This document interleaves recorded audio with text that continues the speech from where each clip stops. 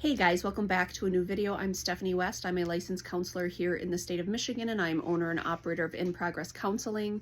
Today we're going to do somewhat of a follow-up video to last week's conversation around gentleness and patience being the posture with which we can engage change.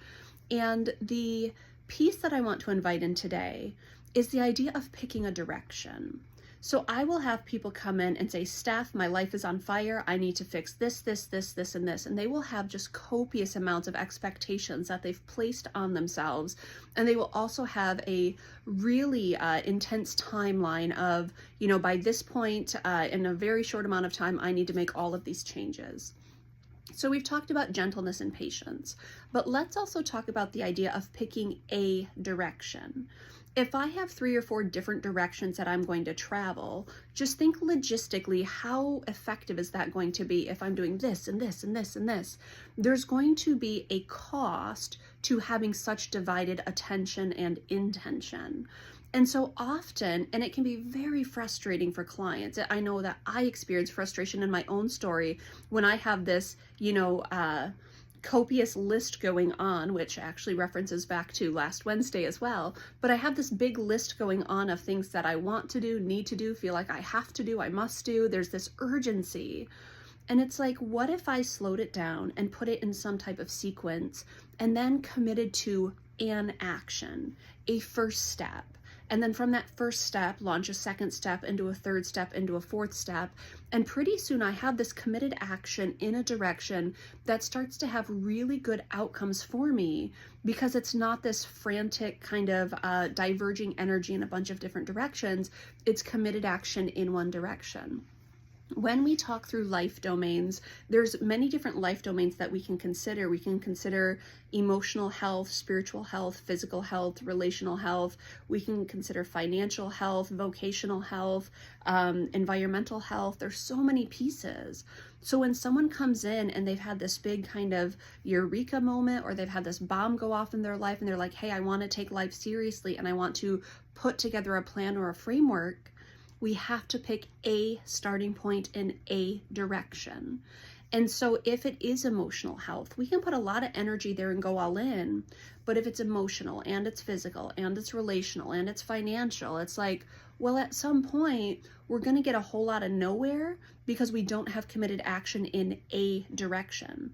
Now, could you go in 2 or 3? Absolutely. Will you make rampant strides in each of those directions? Possibly, but typically it's not going to be sustainable because we're not building an infrastructure that allows us to have a sturdy foundation and keep going. So one of the things I'll start, let's say it's a client who's working on nutrition. So it might be in a clinical sense, there's something going on where there's physical health, that's the focus, or it might be in the fitness and wellness sense or in the diet sense. And so if I'm working whether with a nutrition client or the clinical client, we're going to actually secure the foundation first by saying, what are you already doing well? Because you're coming in here with a list of all the things you're terrible at or you're not yet doing. I want to start with what are you doing well, and then we're going to shore up the foundation. So let's say you are going out for meals quite a bit. Well, a good step 1 is saying, hey, what if we prepared more meals at home? That's a solid step.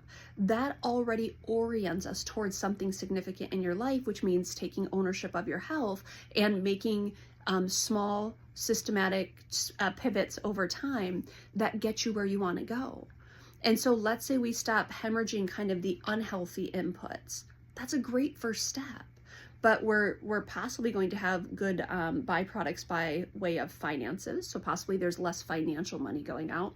Possibly there's going to be feelings of physical health improved, a sense of emotional wellness improving because you're just treating yourself differently and you're investing in yourself differently. So there is a ripple effect that goes into other domains when we focus on one. We just can't focus on all of them at the same time. It doesn't really work well. So if someone is doing physical health, we're going to look at what are you already doing well? What's the next little step? And so, hey, we get the fast food piece under control. And so now we're going to bring in more fruits and vegetables. So now it's I'm preparing food at home and I'm adding in nutrition. Okay, so now we've added in some healthy inputs. What if we started to disrupt some of the snacking that goes on? So maybe we start to track inputs. But over time, we systematically build it out so that it's sustainable, it's practical, and it has a longitude to it. It becomes a new way of navigating the world, not just a quick fix or a quick solution. When we're really serious about overhauling things or even tweaking things, we want it to be systematic, and typically that means picking a direction and really engage in committed action in that direction until it's part of your system, and then you tackle number 2 and number 3 and number 4. Over a short amount of time, you can overhaul much of your life. You're just not supposed to do it all at once unless you want to kind of overwhelm yourself and overwhelm and tax the system that you're in.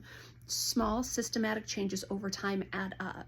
And so the invitation today is pick a direction and start committedly walking in that direction.